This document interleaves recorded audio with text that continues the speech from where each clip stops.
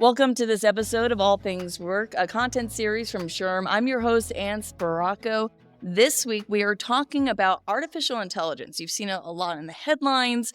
It's talking about how it's helping people be more efficient to focus on those bigger tasks at hand. But we're going to dive into how it's actually helping the inclusion and diversity realm. And to bring this expert in here today and best-selling author, Michael Bach. Michael, welcome to All Things Work. Thank you so much for having me, and it's great to be here. So tell us a little bit about your background and your thoughts on inclusion and diversity, just in general, the importance of it. Sure. So I started my career working in IT. And diversity and inclusion wasn't really a job at the time, but it was always a personal passion. So I did a lot of work, particularly in the LGBTQ plus communities. Jump forward to 2005, I was working for KPMG in the IT consulting practice and started the employee resource group for LGBTQ plus people at the firm with a number of other people. And that got me the opportunity to meet with the CEO and the chief HR officer. And I pitched a job. I said, if we're serious about this diversity thing, we need full-time resources and I want that gig. And they sent me away to write a business case, secretly, I think, just to get rid of me. And I got the job.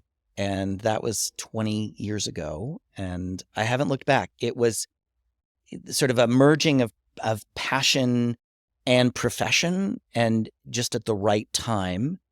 It's an interesting time to be doing this work in the, inclusion, diversity, equity, and accessibility space with everything that's going on. I think we need it now more than ever. The debate over what we call it is irrelevant. You see governments that are banning DEI on, university campuses. The issues don't go away. We still have the challenges that we have. Women make 76 cents on the dollar. People with disabilities are notoriously underemployed, et cetera, et cetera, et cetera. And we still need the work. So I think now more than ever, it's really where we double down on these efforts. So I want to dive a little bit more into how AI comes in Sure. tech, because when you think of inclusion, diversity, equity, accessibility, belonging, all the names that belong to this concept here, is you don't really think very much about tech right away. At least some people may not. Some people may, who may be in the field. So, with your background in IT and then your passion, here, where does this connection occur between I&D and tech? Sure. Well, it started probably about 10 years ago. I started to see more and more offerings coming to market that had a tech lens to them in the idea space. So whether it was an app that was going to do X, Y, and Z, or a new platform for employee resource groups, or collecting demographic data, I started to see a dramatic increase in technological solutions focused on our field. And I also started to, coming from a tech background, say, okay, hold on a second. We need to make sure we're doing this right. I think people look at particularly AI as being this magic solution that will just fix everything. That's not a thing. If it were, we would have done it long ago. And I think we have to just be careful about how we're rolling out AI into things like talent attraction, talent development, retention, et cetera. Because otherwise, things can go awry pretty quickly. And we've got lots of examples of how things can kind of go badly. Yes. I think here at SHRM we talk about leading with inclusion and diversity. And a lot of people might think, just lead with, how you talk to people, with how you manage people or projects. But when it comes to even implementing AI into the workplace, you got to lead with that thought process and almost think of it in every aspect. It's like trying to remind yourself to breathe a little bit, right? And it should be natural, but you got to tell yourself a little bit, hey, take a second, take a breath, and then think thoroughly. And that's kind of what leading with inclusion and diversity is. Take a moment, separate yourself from your own isolated mind, and think about this from a different perspective? It's about thinking about all of the possibilities. It's sort of the big picture visioning. Thinking about, as an example, not tech related, but you're opening a new office or a new store. And are you applying an accessibility lens to it? Are you thinking about, are there stairs to get into the building? Are there assistive devices on the doors? Do we have Braille? What are we doing about washrooms? Like all of those things, as opposed to just opening the office. And I've worked with lots of clients that, you sort of walk in and go, oh, okay, this facility is brand new and completely inaccessible, and here's a list of reasons why. Someone wasn't thinking about it as part of the design process. I've always described the best approach to IDEA, inclusion, diversity, equity, and accessibility, as layering on top of things. Rather than being a standalone, it should layer on top so that when you're developing a new facility, you're thinking about it through an IDEA lens. When you're bringing a new product to market, you're thinking about it through an IDEA lens. It is just being a little thoughtful so that you're not trying to undo something. And the same is the case with AI. We just need to be thinking about things in advance. And I love that you said that, because it's almost like taking a preemptive approach so that you're not trying to, clean up later. So you're actually saving yourself and everybody so much more time and stress and dialogue here, because you're putting this first, and then people, not only do they feel like, oh, they don't have to go through the struggle, but they feel that sense of, oh, okay, I like this place because I feel involved, I feel included. And I really, really love that. Absolutely. And so I want to get your title of your book right. Birds of All Feathers, which I love that. Doing diversity and inclusion right. Do you specifically share insights about problems with AI? So what are some of those limitation and challenges? You touched on it a little bit with AI when it comes to encouraging inclusion in the workplace. Yeah. When it comes to AI, we're feeding it what are called large language models, buckets of data. And we're expecting the AI to learn from that data and then start to make decisions. When you think about AI, I kind of put it into two buckets. There's the very black and white AI. If you're creating an AI that is going to help with, say, diagnosing cancer patients, you feed that AI a ton of data on patients who have been diagnosed with particular types of cancers, the treatment they underwent, the results of that treatment, a whole bunch of other data on them as patients, and then a whole bunch of data on patients who didn't have cancer. And that AI will be able to figure out how to detect cancer early and how to treat cancer in a way that is effective. That's a very black and white case. However, when you get into the world of AI, particularly looking at it from an idea perspective or an HR perspective, it gets to be a little more gray. So as an example, and this is a notorious story, Amazon created an AI program that was designed to identify top candidates, particularly for hard-to-fill roles like engineers and developers. The ultimate end of the story is that the AI decided that the best candidates were all men, because they had fed this beast 10 years worth of applicant data and compared it to who they hired. And the AI made the decision that the best candidates were men, and started to downgrade women applicants based on the schools they went to and the language that they used in their application. So we have to be thinking about these things preemptively to make sure that we don't end up with the Amazon case. That's so interesting. Like my brain, and you can tell me if this is so off base, but I always like to come up with like kind of analogies.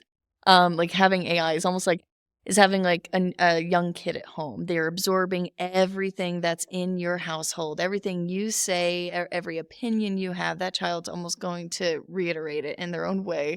The teacher might hear it and go, "Oh my gosh, where'd you hear that?" And well, usually it's from home. And it's something how like AI is, what you feed it, what you give to it, what your environment is what it will kind of regurgitate and kind of flow with. Exactly. AI is, they're like my father, a literalist. It doesn't think for itself in the way that we as human beings do.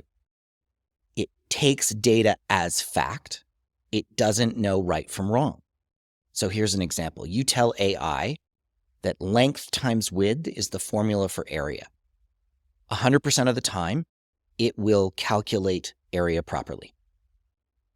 If you introduce another variable into that, perhaps you let it look at Twitter and it absorbs all sorts of information. Oh, and there's boy. people on Twitter who think that the formula for area is a communist plot, and actually we calculate it by, throwing spaghetti on the wall.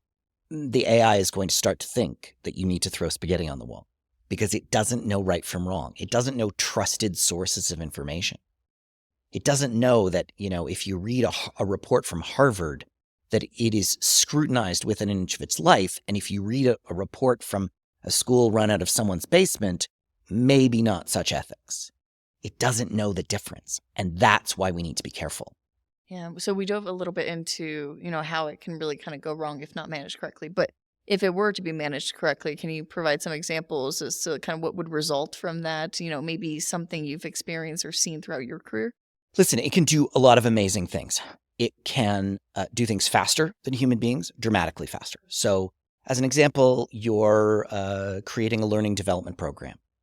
It can pull together resources within a split second, as long as we tell it what a reliable source of information is. There are stories of AI, there's many of them, where the AI hallucinates because it went to find information wasn't there, but its end goal is to produce the report, the article, whatever. And so it made things up. There was actually a lawyer in New York I love this story. He submitted a brief in 2023 for a case, and he ended up getting censured by the court because he didn't review it and the AI made up cases. Yeah, not so good. So you have to be careful of these things because, again, AI is a literalist. It's being told, I need you to write this brief. It is at all cost. There is no barrier for them. And ultimately, then it starts to make up information. AI can help with inclusive communications. It can make sure that your job postings are inclusive. If it understands what inclusive language, you tell the AI what inclusive language is. Yes. And that comes down to a lot about the company culture, how you view it and how you view, because a lot of people view inclusion differently. And all the other acronyms, don't get me wrong. There's so much more to it. I could say it all at once, but I would just kind of be repeating myself too much. And we actually just had a recent meeting with our president and CEO, Johnny C. Taylor Jr. I always find something interesting to talk about from what he says because he inspires a lot of my thought process here. But he said it's important for companies and organizations to outpace the change that's occurring outside an organization. So your inside change your inner change has to outpace the outside change. I would agree with that. Yeah. That's the ultimate goal. It's not easy. Does it always? Hmm. And I'll give you an example, coming back to AI and solutions. So you can have AI write job postings for you. Mm-hmm. You would start by feeding your job postings into AI, maybe 5 or 10 years worth of job postings into the AI. Do you trust that the job postings you put in were accurate and inclusive? If you can say yes to that, great. If you say yes and don't actually know, garbage in, garbage out. You're going to get the same thing. I totally agree with Johnny on many points. But on that outpacing, it can become a challenge because we do tend to get a bit lazy as human beings. And we start to say, well, this is the way we've always done it. And that's why we have job postings that aren't inclusive, because this is the way we've always done it. Mm-hmm. Yes. And I think he was talking about just kind of that ever evolving, like always asking yourselves, how can we do better? Absolutely. And that's how he was talking about maintaining that change of pace, that pace of change, inside, and then trying to keep up with the outside. He wants to make sure that we're leading with that. And I just kind of liked how it's very honest, saying, we have to ask ourselves, are we doing it right? How can we do it better? And there are some strategies. And like he says, if we fail fast and we learn from it and we improve. Yeah. So what does accessibility refer to in the world of in AI, in addition to Section 508 compliance from the government? Because that's, like I said, it's complex, and we could dive into a lot here, but let's kind of review it a little bit. There are a lot of things to consider. There is the Section 508, the compliance, the what the law tells us. But I would argue that often laws are a bit behind. Let's use language as an example. If you're using AI to rapidly translate language, which it does, is it accurate? Language is not a translation word for word. And I'll use a French English example. So if I said to you, it's raining cats and dogs, if I said that to you in French, it would be, if I can do this correctly, il pleut tout d'eau, which translates exactly to it's raining buckets of water. They're not the same thing, the same intention, but is the AI translating the same message?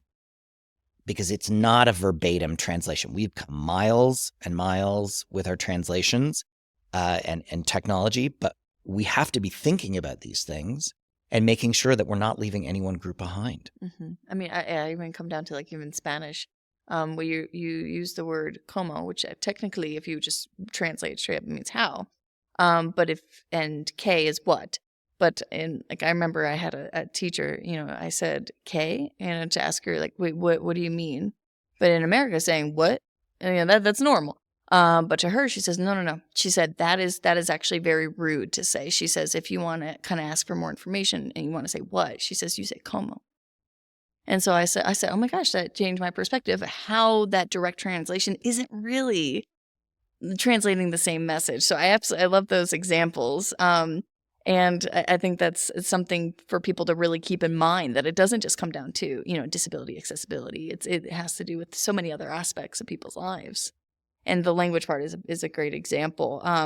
So is there more to AI that organizations should be considering when it comes to promoting this accessibility? I think one of the first things that I would say to clients is don't rely too heavily on the AI. You have to make sure that people are still involved. Again, we're not talking about the black and white AI. We're talking about the gray AI, where there is lots of potential for those Amazon stories to occur.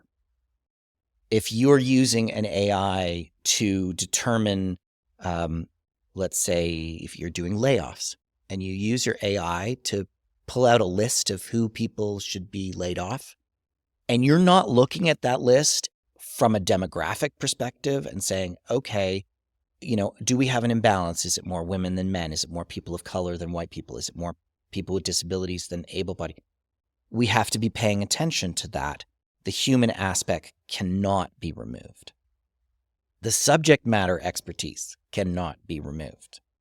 AI can only take you so far. So making sure that you're including your subject matters in that process. Again, whether it's developing a new product, it's opening an office, it's whatever you're doing, thinking about how people go through your talent attraction process. You need to make sure that you're including those humans and the subject matter experts. I think those are the two biggest things I would say are important. I want to talk about other areas where AI may be impacting HR functions. Can you talk about maybe some of those other areas and what HR professionals really should be prepared for, especially as we see this evolving landscape just keep on going? Yeah. So the biggest place we're seeing AI right now is in talent attraction, where, again, organizations are using different AI to screen applicants, to identify talent, to improve communications and the applicant experience. All good things, as long as we're making sure that we are not, again, leaving someone behind. I also would, provide the forewarning that bias is a real thing and we can't eliminate it. I'll give you an example. let's say we were to use AI to go through a talent attraction process and we get an incredibly diverse slate of candidates because we've determined, thanks to our AI, that we have an underrepresentation of people of color, making an example up. Great. If I get screened in, great. If I get to the interview process and I walk in the room, I'm still a person of color. That did not change. And if I walk into a group of people who are themselves carrying some sort of bias, racism, it's not good. So you need to be making sure that you're preparing the people that are part of that process, because the AI is not going to complete the hiring process on its own. And talent attraction is one, talent development is another. We're seeing AI coming into varying things like customized learning plans for people.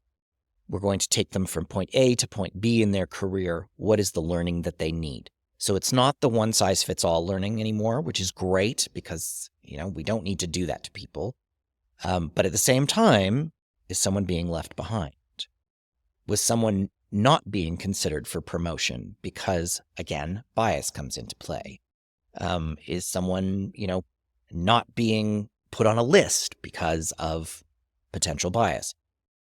There's lots of ways that AI can help us from an HR perspective, but there's also lots of ways that we could potentially end up exacerbating some of the situations we have around representation, around underemployment, if we're not paying fairly close attention. It also takes a little bit of digging deeper into yourself because you may not even notice the bias you may have within yourself. And a lot of people don't really want to own up to that because that means you're kind of saying, oh man, I wasn't really doing my best here.